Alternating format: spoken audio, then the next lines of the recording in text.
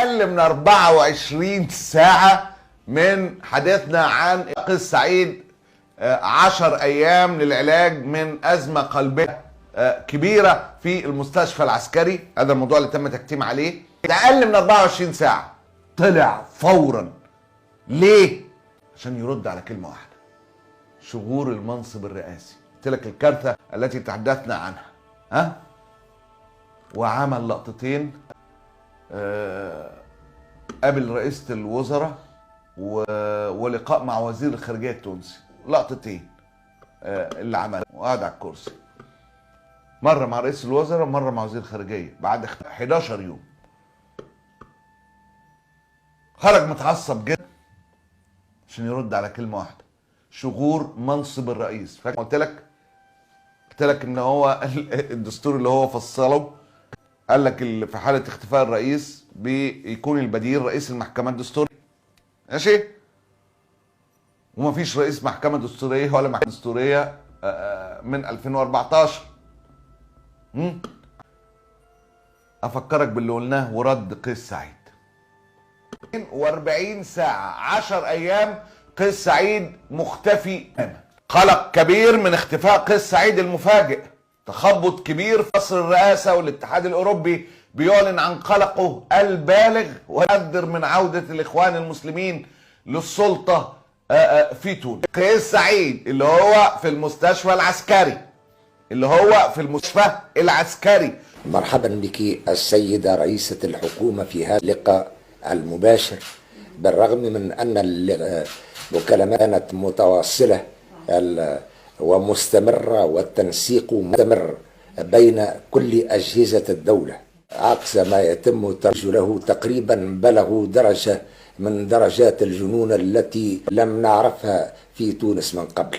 هتقولي انا مش من الحاجات اللي برضو يعني الهادي ممكن تعبان ويرجع وكده ووارد وكل حاجة. لا، في خطير جدا في تونس. القلق الشديد مبعثه انه لا قدر الله لو توفي الرئيس التونسي هيكون في فراغ دستوري، لان قيس سعيد غير الدستور وخلى ان في حالة فراغ في منصب الرئيس. للاسف الشديد هو في الدستور اللي غيره قيس قال لك في حالة الفراغ في منصب الرئيس بيتولى رئيس المحكمة الدستورية رئاسة الجمهورية. الكارثة بقى ان تونس ما فيهاش رئيس محكمة دستورية من 2014. ما فيش محكمة دستورية من 2014. في حالة حدوث مكروه لقيس سعيد لا يوجد من يشغل هذا المنصب في تونس، لان الدستور قال انه رئيس المحكمة الدستورية هو يتولى هذا المنصب، ولكن مفيش محكمة دستورية ولا ليها رئيس في تونس.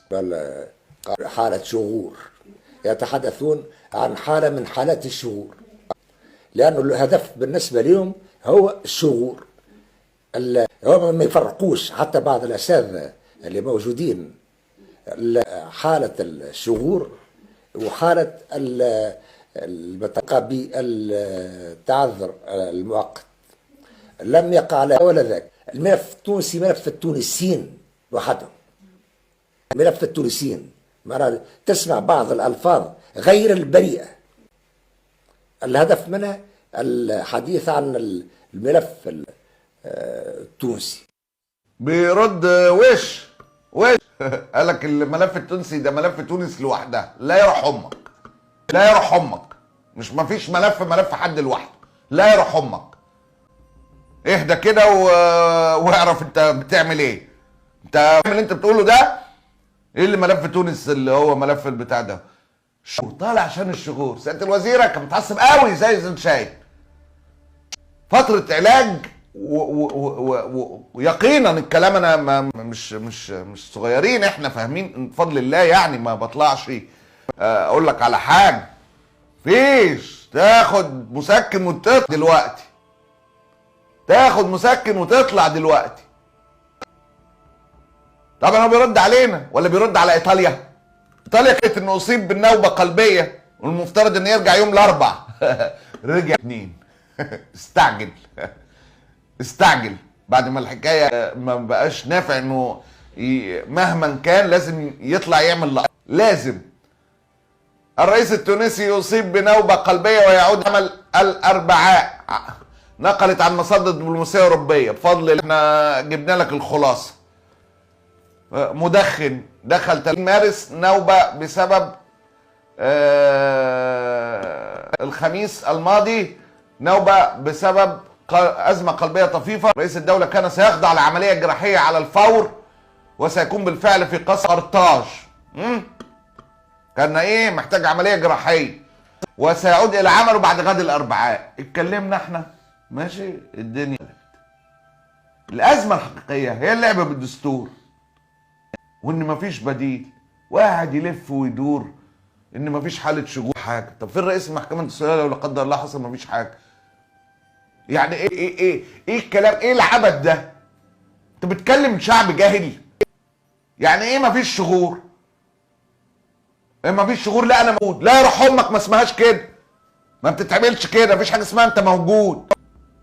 سر الاله بيطلع في ثانيه. قال انا موجود. بتاع بيتحسسوا جدا المجرمين والاوساخ ان يحطوا نواب. تحسسوا جدا.